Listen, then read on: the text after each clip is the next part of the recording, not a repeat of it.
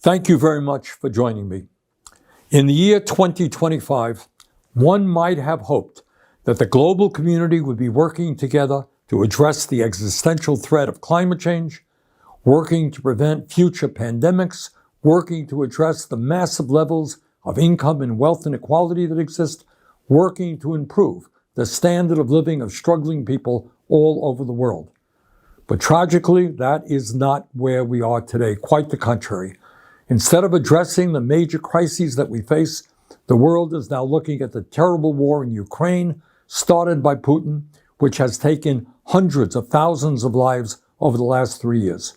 We are looking at the horrific war in Gaza, where, as we speak, thousands of Palestinian children are facing starvation due to Israel's inhumane and illegal war policies. And now we face a dangerous and escalating war in Iran, which was begun in violation of international law by the extremist Netanyahu government. And the main point that I want to make today is that it is absolutely imperative that the United States not be dragged into this war.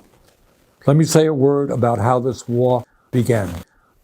On Thursday, Netanyahu launched an illegal and unilateral surprise attack on Iran, bombing targets across the country and killing hundreds of people.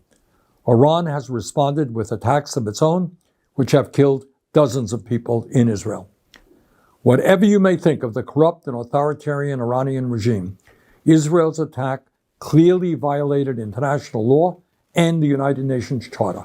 While every country has the right to defend itself, they do not have the right to launch so-called preemptive wars of this kind. But let's remember who Netanyahu is. He is a war criminal under indictment by the International Criminal Court for starving innocent people and killing civilians in Gaza. At this very moment in Gaza, Israel continues to prevent the UN from delivering humanitarian aid. And just today in Gaza, Israeli tanks fired into a crowd desperately trying to collect food, killing at least 59 people. So it should come as little surprise that Netanyahu ignored international law to start this war with Iran. But Netanyahu's decision to strike also directly contravened the express wishes of the United States, which was seeking a diplomatic resolution to the long-standing tensions around Iran's nuclear program. In recent months, the United States has held 5 rounds of negotiations with Iran to resolve these long-standing concerns. Let me repeat. In recent months, the United States has held 5 rounds of negotiations with Iran to resolve these long-standing concerns. A 6th round of talks was planned for Sunday, but Netanyahu chose instead to start this war. So let's be clear. Israel's attack was specifically designed to sabotage American diplomatic efforts. In fact, in its first round of strikes, Israel assassinated the man overseeing Iran's nuclear negotiating team. And let's also remember that U.S. intelligence has never indicated that Iran has made the decision to build a nuclear weapon. Just a few months ago, Trump's own Director of National Intelligence, Tulsi Gabbard, testified to Congress that, quote, the intelligence community continues to assess that Iran is not building a nuclear weapon, end of quote. But Netanyahu chose to attack, crippling diplomatic efforts and risking a full-blown regional war. He is now openly talking about regime change in Iran and threatening to kill the political leadership of that country without any thought to the chaos that might ensue. Let's also not forget that the current Islamic regime in Iran is itself the product of a Western-backed coup in 1953 that overthrew the democratically elected government of Iran and replaced it with a corrupt autocrat. The critical question now is whether the United States will get dragged into Netanyahu's war. In my view, that would be a disaster.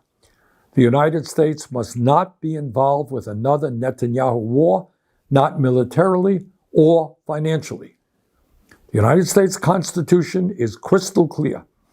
There can be no offensive use of military force against Iran or any other country without an explicit authorization from Congress.